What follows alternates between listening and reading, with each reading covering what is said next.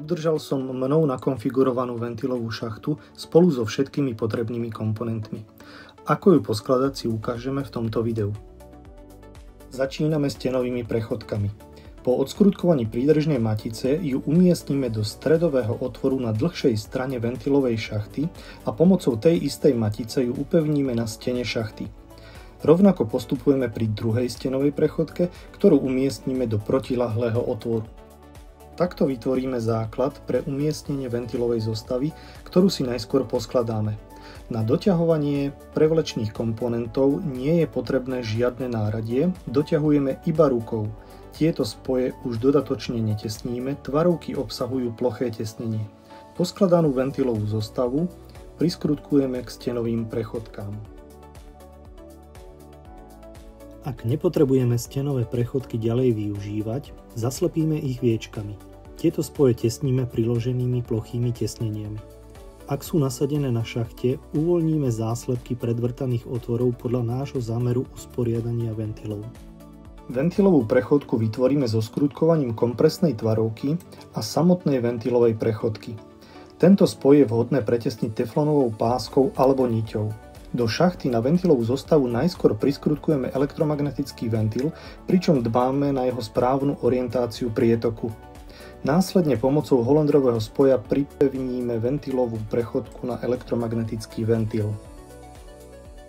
Po skompletovaní našej zamýšľanej ventilovej zostavy zaslepíme pomocou zátok nevyužité Hollandrové spoje. Ak sme nevyužili plnú kapacitu osadenia ventilovej šachty elektromagnetickými ventilmi, môžeme do šachty umiestniť centrálny osadzný guľový ventil s možnosťou zazimovacej prechodky na stlačený vzduch.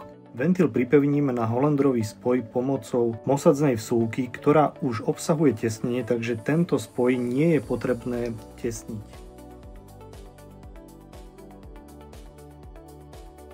Prechodku z guľového ventilu vytvoríme pomocou kompresnej tvarovky a Hollandrovej ventilovej prechodky.